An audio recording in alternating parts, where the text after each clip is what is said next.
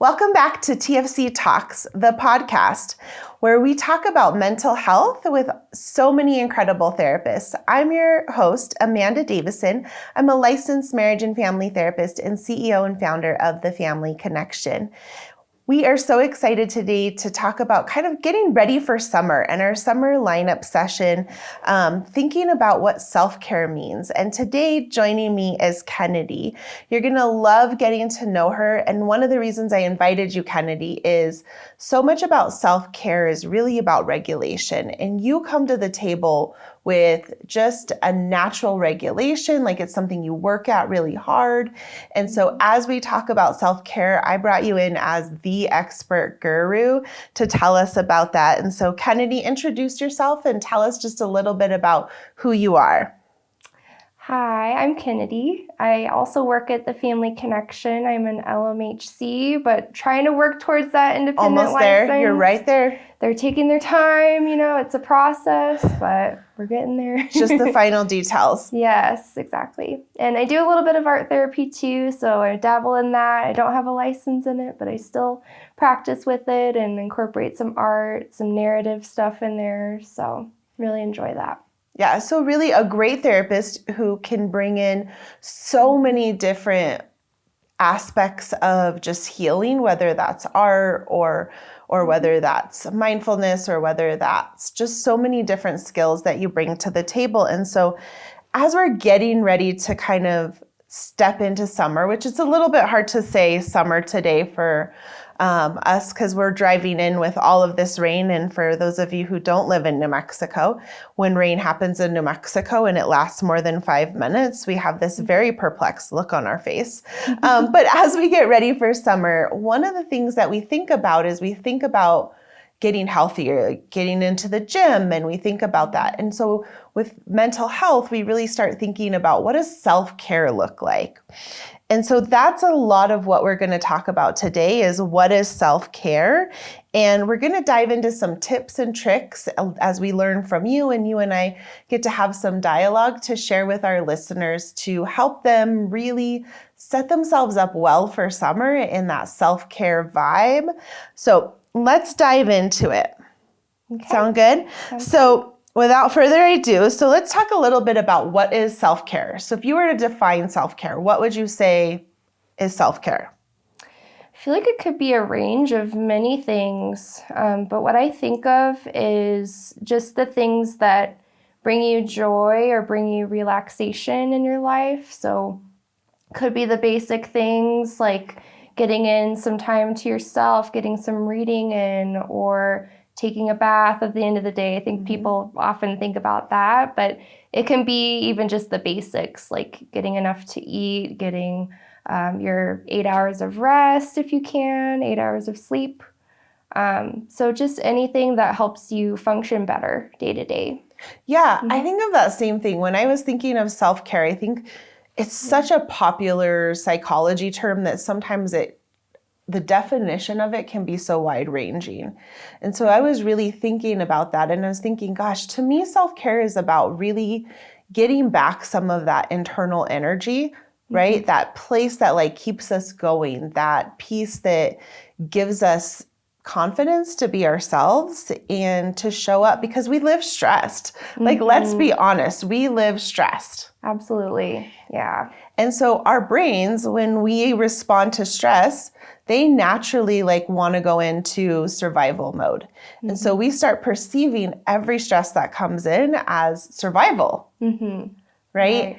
And so it's really helping our brains, one, distinguish what is really a stressful situation versus a survival. Right. And doing some of that regulation. And so for me, I was really starting to think about it in terms of the wide range of self-care is baths and mani-pedis to all the way to self-care is just this very popular psychology term that sometimes can get a negative connotation. Yeah. And really being honest with us that I was really starting to think, to me, self-care is about regulation. It's about getting that internal strength for us to show up as our best. And so I love that you bring up some of the tips and tricks because so much of self-care impacts how we show up. And so how does self-care, Kennedy, help us show up differently? I think even if we don't realize it, if we're not getting that self-care in, we show up differently. We show up tired. We show up burnt out.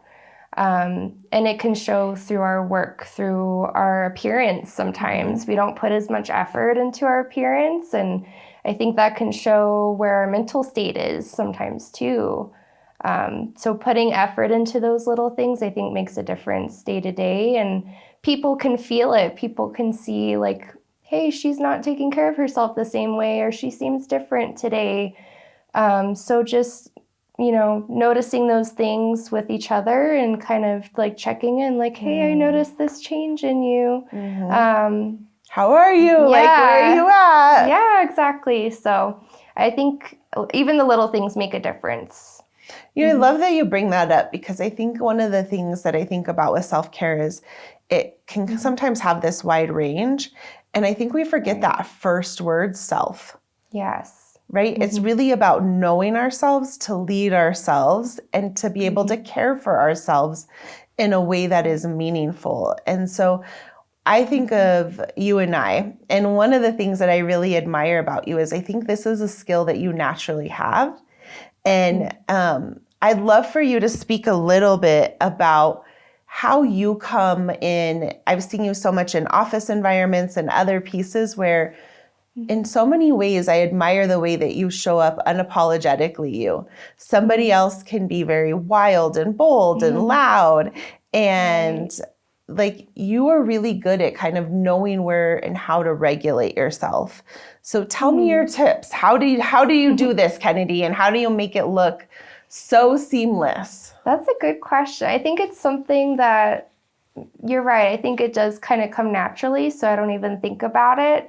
But I think I have a good awareness of where my limits are, especially socially, and being in a field that's it's a lot of talking, it's a lot of socializing, even outside of sessions. It's the teamwork, it's the team building. So I think it's also making time for myself, knowing that it's okay to just be more introverted, and that's okay. I don't have to push myself too hard, and I don't think I could talk all day long, 8 hours a day anyway, and that's fine.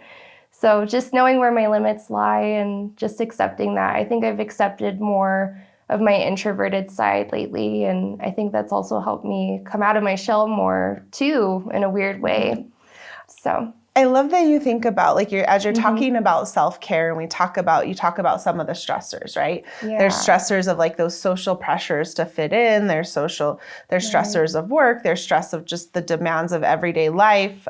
But one of the things I really heard about that, and as you were bringing it out in yourself, is that you really started to as you step into knowing yourself, you're like, I'm an introvert and I'm good with that. Like, I get energy from going inside and having quietness. Like, that's how I build up my energy. And so I love that you bring up that introverted piece. Let's tell our listeners who may not know what the difference is between introvert and extrovert. Let's cue them in on what is your like view of what introvert and extrovert is. It's kind of like what you said, where introverts get more of their energy from being by themselves, being at home, kind of taking that time alone, versus extroverts. They want to be around people. They want to be around that energy. So very, very different things going on. Very different, right? Both of them can be in the same social situation, but the way that energy they walk out of that social situation may look totally different. An extrovert may have just got a nice, like, I think of the superchargers on the electric cars, right? They plug in and 20 minutes later, they're like, I'm good to go, right? An extrovert may walk out of that same situation like supercharged, like, that was awesome. I have so much internal energy. Like, that was life-giving to me. Right. Whereas an introvert might walk out of that social situation, enjoyed it, but their energy was not like the charge was not brought up. The charge was actually brought down. And so they have to do something to like reinvest that charge. Yeah. which could be many different things. It just depends on the person. So for me, when I go home, I just want to zone out, go on my TikTok videos and sort of chill out and kind of have that pressure-free place to just relax.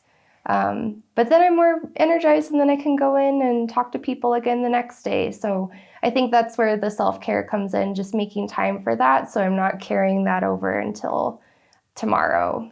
Mm-hmm. I love that. So you're talking about like the way that you take care of yourself, right? Yeah. Is that you go home and you do the things that bring you energy, which is, having some of that, as my daughter calls it, introvert time, right? She's very good. She's like, I need my introvert time. This is what I need. And I'm like, way to ask for that. And now I know exactly what you mean. I'm not rejecting you. I'm not, disengaging. I just am trying to recharge. I'm plugging myself in to the things that give me energy. Right. I think that's sometimes sort of an assumption I think that people can make, that introvert time is, being rude or like closing people out, but it's really just taking that time for you. And it's okay to be selfish sometimes and just take that time, making sure to communicate that, of course, but, not always being available, and that's okay. And I love that you bring that up, because what I hear you saying is like setting healthy boundaries is a really good way for us to have some self-care. Right. And it's not selfish to have boundaries. It really isn't. If somebody came into us and said, hey, I need $500 from you, and you had to make that decision, well, $500 means I'm not going to be able to pay my rent. So I love you and I care about you and I would want to help you, but the cost, I just can't do it for you. And I think sometimes we forget that same analogy applies to our time. Right. That we have to guard our time, right? We have to guard the things that give us energy. True. So let's go down a little bit of a negative hole for a little bit and talk about how does stress impact us? Because if we don't take care of ourselves, right? What's the cost? How could we end up if we weren't doing the self-care things? I think the first thing I think of is our relationships. Our relationships can take a hit because if we don't take care of ourselves and even our emotions and processing those emotions, then we can take those emotions out on our loved ones. And it can leak out. We may think that we're ignoring them and they're passing and they're going away, but they're still there. They're just leaking out in different ways. So sometimes our relationships are the first thing to take a hit. Oh, I love that you bring that up, because I think of that piece of we have stress, right? Yeah. And our bodies are just designed to keep us alive. Right? And so our nervous system just goes through and it looks at threats, it looks at the day-to-day situation, and it naturally preps us for stress. And so when a deadline comes in, even though a deadline isn't life or death, our body responds to it a lot of times like it is life or death. And so it builds up this natural stress within us. And if we don't deal with it like you're talking about, then it's going to leak out and it's going to impact relationships. Right. And so that stress exists. It can impact our relationships. How else might it impact us? That's a good question. Even just our functioning day-to-day can take a hit as well. Not being able to do the same things, or maybe we don't want to do even the things that we love. We're too tired, we're too drained, we have that burnout going on. So not feeling like ourselves, really.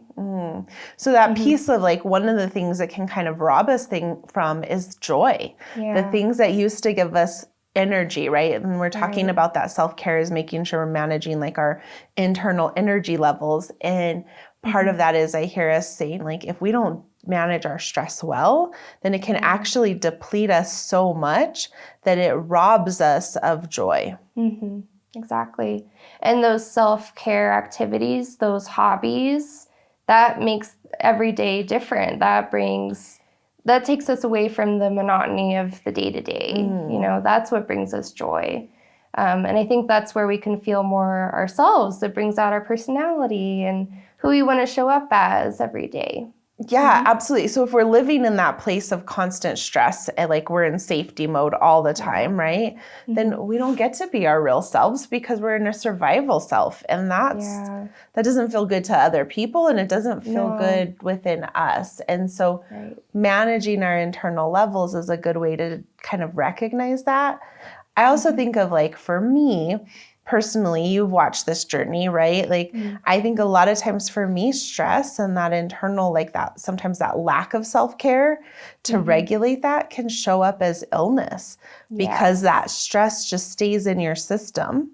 Yeah. Right? And your body, at some point, it's going to wear itself down. Right. And so really recognizing that if we don't self-care, it's not selfish to self-care, because if we don't, the cost can be our health. The cost can be our relationships. The cost can really be us living less of who we are. And nobody wants that because each of us was designed to be exactly us. Right.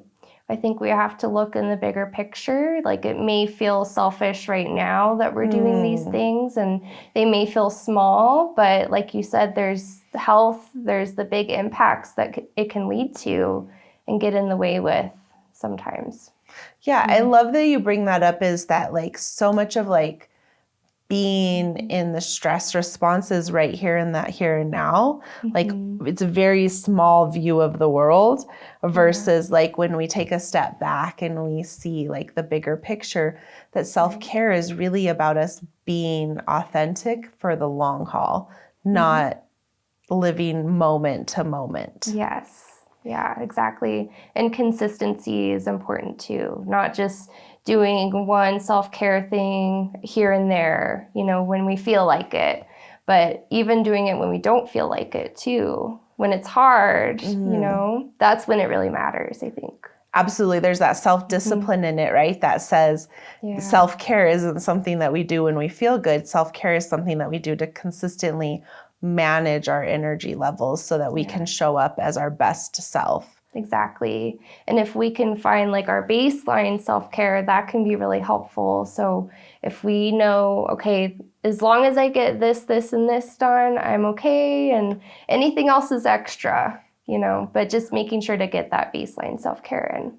I love that. It's kind of like we want to make sure that we're driving our car with at least some gas in it, right? Like we don't want to be on the empty tank thing consistently and just putting in probably $5 these days just to go another 20 miles. But, we don't want to just be putting in the bare minimum just to survive. Yeah. We want to have a healthier baseline of what that looks like. We may not always have a full tank, but we definitely can't be running on empty. Right. And it's okay to lean on others for that too. Sometimes we may have a lower tank, but others are showing up with a full tank, and that co-regulation can be really helpful. And having the people that give you energy if you're an extrovert, or at least people who can sit with you and sort of give you that positive energy. Oh, that's such a good term, Kennedy. What does co-regulation mean? Co-regulation is being with others having sort of a calmer energy or a more positive energy that they can bring in for you. So whether that's just sitting with you with your emotions and letting you like ride that out, or maybe helping you with a coping skill like a breathing technique or something, doing that together. So part of that self-care is recognizing and appreciating the energy that we have in the room. And making sure that that energy is something that we either can engage in because we have more capacity to like hold space when somebody's maybe not in the best space, or doing some self-care to step away because we're like, I care about you and I'm not in a place to like help you regulate where you're at. Right, exactly. Like whether that's being an introvert or just dealing with your own stuff, I think that's important. Sometimes we can get caught up in wanting to help others, especially being in this field. For sure. So self-care for us is really important too, and not sacrificing our needs for others, even though we really want to help everybody. I love that you're talking about that, because part of what I hear you saying is it's and. Yeah. Right? It's not your needs or my needs. Right. Right? Or your needs at the expense of my needs, or my needs at the expense of your needs. It's making sure that your needs are taken care of and that I have my needs and I own taking care of my needs. And when we have space, we can help take care of each other in that relationship. But it's an and. Like, we both come to the table with a responsibility in taking care of our own needs, as well as recognizing how we show up might impact somebody else. Yes, exactly. So let's break down self-care for our listeners in a couple different ways. So self-care can kind of be like a physical self-care. So what are some things that might show up for physical self-care? Definitely getting enough to eat day to day, trying to have at least, a couple meals in there. Everybody's, everybody's calorie intake or what they get in a day is going to be different, but just whatever satisfies you and keeps you going during the day. Getting enough rest, making time for exercise if you can, doing some of that. I love that. And I hear a lot of consistency in that, right? Yes. Like that eating piece, like making sure that you know how your body responds to the eating patterns. Some people like to snack and eat a couple things every hour or 2 hours. Other people are like meal heavy. They might have a light meal at breakfast or lunch, but making sure that you're keeping that consistency in the eating. And then I hear the same thing in the sleeping, right? That we're not sleeping and then thinking that on the weekend we're just going to hibernate and catch up on everything. No, because then it's never enough. You can never fully catch up. You can never fully catch up. I think one of the things that I think about with self-care is that not having bedtime routines change for more than an hour in either direction, right? Because our body is it's just designed to be regulated and consistent. And so doing our part to make sure that when we're sleeping, we're also managing those sleep cycles. Yeah. I also think a little bit about like what we put into our body with diet physically, making sure that we're doing like healthy things. There are things that definitely can give us some energy, but if our diet is consistently coffee, that might not help our regulation and our emotional system if we're constantly giving it a stimulant. And so it's going up and coming down and crashing. Yeah. Yeah, and trying to get a variety of different nutrients too, different foods, different colorful foods. Oh, I love that. Trying to get consistency with that too. Yeah, so that we're just giving our body that what it needs, the type of fuel that it needs. And then it can predict that we're going to consistently take care of it, right? Because if our body can't predict that we're going to consistently take care of it, it's constantly going to be in a state of survival. Yes. Because it's like, are we going to eat today? Like, I don't know. Like, what's that going to look like? Yeah. One of the other things I think about when I think about physical self-care is even just that idea of going outside and connecting with the ground, taking your shoes off, like just really connecting with whether it's grass that you love or the concrete or just the sun, just really having that place where you're physically like connected with nature, with the world, and you can kind of be where you are. And I think of just being able to say like, we're right now sitting under some like grass. And I think of like that grass, just being able to feel that grass on our feet and just know what it feels like. Is it comfortable? Is it itchy? Is it soft? Is it hot? Is it cold?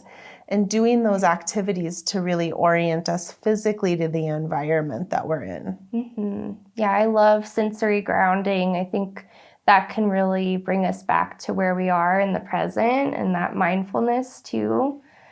So having different textures, different smells, calming smells, essential oils, something to surround ourselves with is nice. Yeah, something I love that essential oils is another great tip or trick, right? We can just have that smell and really just orient and ground us to that place where it might just give us that moment when we're stressed to remind our body, oh yeah, I'm not in danger. Like it was a stressful moment. but I'm not in danger. It's okay. And I can regulate and kind of move on. Yeah, because I think so often we can get caught up in our thoughts and in the future and what's going to happen tomorrow. But even something simple as that can bring us back to, okay, we're safe right now. We're here. We're okay. And I think that could be nice. And it's such a great way to take care of ourselves, is to just give us that gift of like, no, you're not in a survival place. Like, you're okay, and taking care of yourself is really important. So as we move from physical to emotional, what are some ways that emotionally we can take care of ourselves? Well, of course, first thing I'm going to think of is therapy. Of course. Making time for that. Why does that matter? Because I think when we do get caught up in the day-to-day stressors, sometimes we don't pay attention to how we feel or what's gone on that's impacting us today. So making time to have somebody else to help us through those things is really important for that. Yeah, so that understanding, that awareness, that ownership. And I love that you bring up that therapy is for everybody. It's for every day. Like anybody who's a person and peopling, like you're going to be stressed.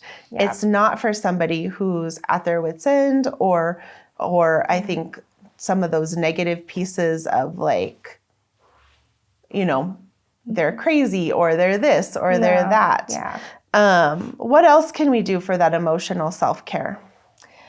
Even watching movies or reading books, I think that can sometimes get us back in touch with our emotions. And even the positive emotions are sometimes this really good sad movie is good too. Oh, so good. So. Yeah, or a good laugh or just something that helps us like,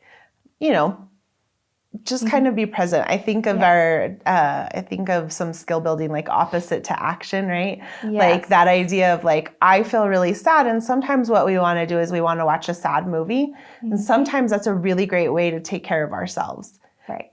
Sometimes though, what can be really helpful is I feel really sad. So I'm going to put on a happy movie or something that like makes me laugh just to kind of get me out of like the feels and the funk to kind of take care of myself. Yeah, exactly. I'm going to pick on my boyfriend for a second because he is one to do that. He likes to watch a lot of sad TikToks and sad movies when he's sad. He watches the sad Harry Potter movies all the time, those scenes. So I always try to tell him to do that opposite action to bring himself out of it. And I think he's starting to try it a little bit. So he's starting, right? Yeah. So he's like, you get me in my sad feels. Yeah. Like it gets me. And then sometimes it's good for a moment, but we don't want to necessarily live there. And so having some skills to bring us out can be a really great way to take care of ourselves. Right. Anything else that you think of when you think of like emotional self-care tips and tricks? Even having a good conversation with a friend that we feel comfortable with and we feel like we can show up just as we are and not have to put on a happy face, put on a mask, and they can see what our true feelings are and just accept them and help us through it. I love that. So really just knowing who our safe people are and accessing those support systems to make sure that we have that support as a self-care pace. I kind of also think of something you brought up earlier, that the boundaries, right? Like really knowing where our boundaries and where our capacity is, right? If we have an empty tank of gas and somebody invites us to take a 100-mile trip, like to, somewhere super cool, but our gas tank is empty, it seems easier to say no to something like that. Like, I just don't have the gas. Yeah. But I think when it comes to self-care or it comes to boundaries with people, we don't always think about ourselves in those same ways. Like, I'm going to have to say no. That sounds really awesome. I would love to do it. But given the current circumstances of my empty tank, I just don't have it to give. Yeah. I think that's where, again, we have to think of the bigger picture or later on, not just in the now, because it may seem really fun and exciting and those things can be hard to say no to. But we also have to think of, how am I going to feel after the fact? Am I going to be drained, or is this going to add to my life? Is this going to be a good idea? I love that you bring that up because I think of sometimes family relationships, right? And we talk about that a lot in therapy, and we talk a lot with our clients. And a lot of times I love to talk with people and say, okay, well, what's the length of time or what's the situation that you can be with that person where you can walk away feeling good? And then what's the time that maybe it's not good? So I think of like sometimes family relationships, you're like, we're really good for an hour for dinner, right? Like we're good for an hour for dinner. Like I can walk away feeling like that was pretty good, but maybe we're not good for a whole weekend, or maybe we're not good for an hour for dinner, like more than once a month. Like that's the capacity for the relationship that is healthy, where I still feel I'm still taking care of myself in that. Absolutely. Or maybe certain settings or certain conversation topics too. Like maybe we're good to talk about the light stuff, but we're not going to get into politics or any deep subjects. That's a no-no. So. Oh, so good. You're talking about the boundaries of who we talk to like who we talk to about what things, right? And knowing who our people are, where we walk away feeling like we're okay. That's a really good way of taking care of ourselves, is to say, I know I can talk with so-and-so about light topics like what's happening in life, but we're not bringing up politics. Like it's just not a conversation topic that is going to be life-giving to me. And so I'm going to set that boundary as a way of taking care of myself. Yeah, absolutely. So smart, Kennedy. So smart. I also think about like, how do we like step into some outdoor self-care? So what might that look like? Kind of, again, you've been talking about going bigger, right? Like when we think of the bigger picture, what does outdoor or that bigger picture self-care look like? I think it depends where we live, right? Like in New Mexico, luckily we have a lot of nature spots. We can go on hikes, we can go camping, we can go fishing. But for people who live in big cities, that could look very different. Maybe just going to the park or finding some areas of nature in there where you can, or taking a little weekend trip and going and finding that nature if you're too far. But it could be the little things day to day, going on a walk, or it could go to like the weekend trips, camping trips, things like that. Yeah. And I love that you bring up that like all of the different activities, and people get to choose like what brings them joy, right? That bigger picture piece. It may be going fishing. For somebody else, they might be like, where is the indoor plumbing for that? Like, that's not going to work for me. Right. But what I really love is I love to go out and I love to just sit and tan outside and read my book. Like that gives me great joy. And so knowing that part of that self-care is figuring out and exploring lots of different ways, because I think the other thing is we may think that we're not somebody who likes to go fishing, and then we try it and we're like, I didn't even know I liked that. Who knew? Yeah. That happened for me, not with fishing, but with camping, because for a while I didn't really like camping. I was the indoor plumbing. I like to be around that kind of person. But I think spending time out there, it sort of reconnects you with it, and you find joy in it sometimes that you didn't know you had. So you pushed yourself outside of your comfort zone. Yeah. And it sounds like it wasn't your first camping trip that you had this like magic, oh my gosh, I have met my experience. Yeah. I think there's a lot of steps in camping that you have to consider too, and that isn't always fun, setting up the tent and figuring out what you need to pack and everything. But I think once you're there, it does bring you back to where you are and just enjoying the day. Yeah. And so I hear a lot of like, you took that courageous step of curiosity to try something new and stayed in it a little bit, because it wasn't like this aha moment right away. But over time you started to realize, you know what, camping is actually a really great way that I can self-care. And there are steps to it and a cost benefit analysis. Like the benefit for me is way more than the cost. And so I love that you bring that up, because I think so many times people think of self-care as this like, well, I tried it and I tried a bubble bath. It wasn't for me. Right. Or I tried a camping one time. It wasn't for me. And self-care is this journey of curiosity and recognizing that we're constantly developing into who we are, and things that we didn't think we like might actually be a really great self-care avenue later in life, or as we're understanding different aspects of who we are and growing. Yeah, exactly. I think we have to have a little bit of flexibility with those kind of things, because you never know what you're going to like until you try it. And just being open to doing things a little bit out of your comfort zone can be part of that self-care, just to prove to yourself you can do it and getting through those different things. I love that you bring that up, because I think of like crafting, right? Yeah. Sometimes in those ways, like, or art, things like that, I am like, we constantly joke, like, I can only draw like concentric circles. Like, that's the extent of my artistic ability, and stick men with stick people. And that can get a little bit like, how did that go over?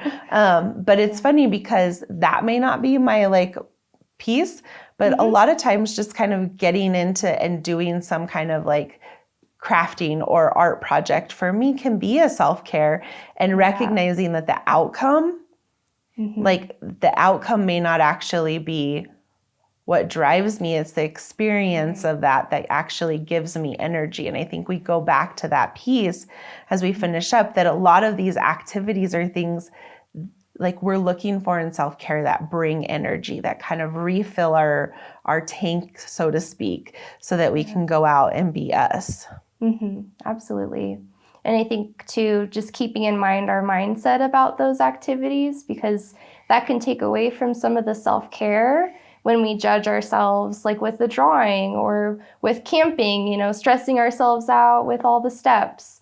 So making sure to calm ourselves down through the process and trying to keep a mindset, that open mindset about it.